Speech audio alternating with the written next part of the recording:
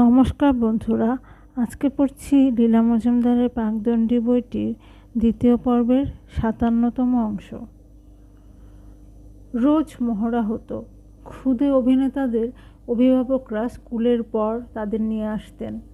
তারা নিচে অপেক্ষা করতেন। মহড়া হতো দোতলার বড় ৬ নম্বর স্টুডিওতে, যাকে সবাই ভুতুড়ে স্টুডিও বলতো।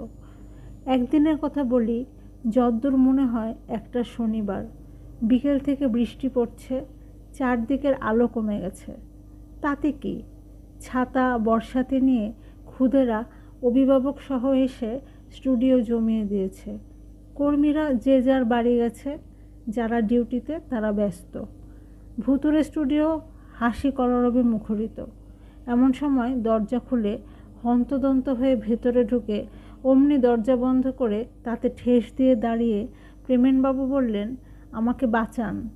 সঙ্গে সঙ্গে হাসি তামসা বন্ধ, ঘরময় থমথম। আমরা বলতাম, কি হলো কি হলো? আমাকে ধরে নিয়ে যেতে এসেছে। কি সর্বনাশ! কে ধরে নিয়ে যেতে এসেছে? ইঞ্জিনিয়ারিং কলেজের একজন সন্ডা মতো ছেলে। স্বস্তির নিঃশ্বাস ফেলে বললাম, কেন এসেছে? ওদের বার্ষিক উৎসবের প্রধান অতিথি আসেননি তাই। আমি বললাম, আশা করি আপনি সেই প্রধান অতিথি নন। প্রেমেনবাবু উত্তেজিত হয়ে পড়লেন, না না, কখনো না। তখন জয়ন্তকে বললাম, তুই গিয়ে তাকে ভাগিয়ে দিয়ে আয়।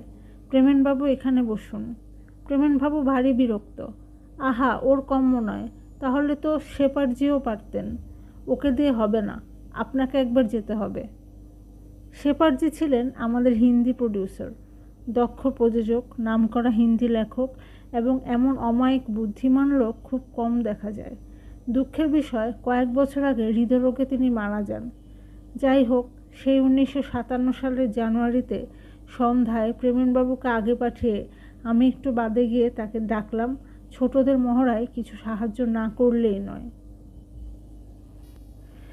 দেখি লম্বা চওড়া মিষ্টিমুখ যুবক দৃঢ়প্রতিজ্ঞভাবে ওদের ঘরে বসে আছেন। আমার কথা শুনে বলল, উনি তো যেতে পারবেন না। আমি ওকে শিবপুরে নিয়ে যাবার জন্য গাড়ি নিয়ে এসেছি। আমি তাকে অনেক কষ্টে বোঝালাম যে আমরা কেন্দ্রীয় সরকারের কর্মচারী, ওভাবে কর্তব্যের অবহেলা করতে পারি না। তখনও 6টা বাজেনি। এই বেলা বিকল্প কাউকে পাওয়া যেতে পারে, আর দেরি করলে তাও পাওয়া যাবে না। এই বলে কয়েকজন সম্ভাব্য হতভাগ্যের নাম ও বলে দিলাম, যাদের মধ্যে এক আধজন শীতের বাদলা সন্ধ্যাকে ডরাবে না।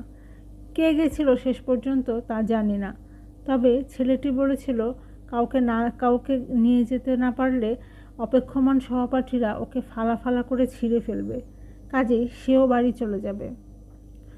আরেকটা গল্প বলি, বোধহয় তার পরের বছরের ব্যাপার। সেবার হয় লক্ষণের শক্তিশাল, নয় আমার বকবদপালা হয়েছিল।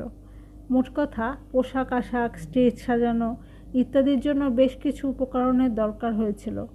বেতার নাটক নিত্য হয়, কিন্তু সে তো অন্তরিক্ষের ব্যাপার, সাজসজ্জার দরকার হয় না। শেষ পর্যন্ত বিভাগীয় প্রোগ্রাম এক্সিকিউটিভের পরামর্শে সেগুলো কেনাই স্থির হলো। এক্সিকিউটিভ বলল, যা খরচ পড়ে বিল করে দিবেন, অ্যাকাউন্ট বিভাগ থেকে টাকা পেয়ে যাবেন। মহড়ার সময় ছেলে মেয়েদের যে জলখাবার খাওয়ান তার দামও পেয়ে যাবেন। খুব বড় একটা অঙ্ক নয়, তবে মোট 100 মতো হবে। ইন্দিরা, জয়ন্ত আর আমি কলেজ স্ট্রিটে গিয়ে ফুটপাতের স্টল থেকে সব কিনে আনলাম। বলা বাহুল্য, খুব সফল নাটক হলো। প্রতি বছর ওই উৎসবের সব নাটক ভালো হতো, একটা লক্ষ্য করেছিলাম। সব চুকে বুকে গেলে আমাদের হিসাব খাতা দেখে নিখুঁত এক বিল তৈরি করলাম। স্কুলে কলেজে আমি অঙ্কে খুব কৃতিত্ব দেখাতাম। এতদিনে সে বিদ্যাটাকে কাজে লাগাতে পেরে আমার আহ্লাদের শেষ ছিল না। দুঃখের বিষয়, নিখুঁত বিল ফেরত এলো। কোনায় লাল কালিতে লেখা, সঙ্গে ভাউচার না থাকলে এই আপিসে কোনো বিল গ্রহণ করার নিয়ম নেই। অনেক বোঝালো, যখন অ্যাকাউন্ট্যান্ট বললেন, তা হতে পারে, কিন্তু তাদের কাছ থেকে ভাউচার না আনলে টাকা দেওয়া যাবে না। মুশকিল হলো, ফুটপাতের ওই দোকানদাররা বিল বা ভাউচার জাতীয় কিছু দিতে রাজি হয় না। বোধহয় লাইসেন্সই নেই বেচারাদের। একবার ভাবলাম আমিই দিয়ে দিই টাকাটা। তারপর মনে হলো ওরা হয়তো নিতে চাইবে না, তাছাড়া নিজের অক্ষমতা স্বীকার করা হবে। গেলাম স্টেশন ডিরেক্টরের কাছে পরামর্শের জন্য। সব শুনে মুচকি হেসে বললেন, তা দিয়েই দিন না গোটা কত ভাউচার।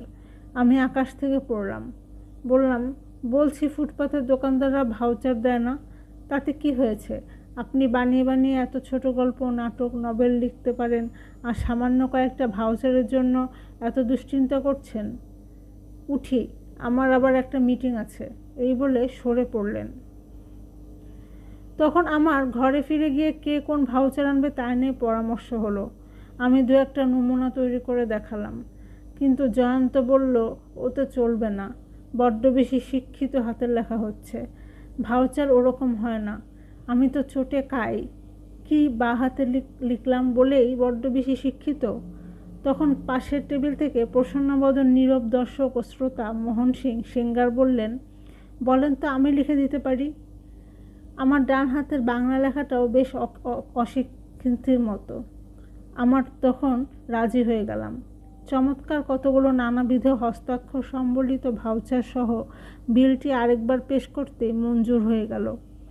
যে যার টাকা পেয়ে গেল, কিন্তু আমাদের ওই ক্ষুধে অভিনেতাদের জলখাবারের খরচটা আমরা নিজেরা সানন্দে বহন করেছিলাম, তার ভাউচার তৈরি করিনি।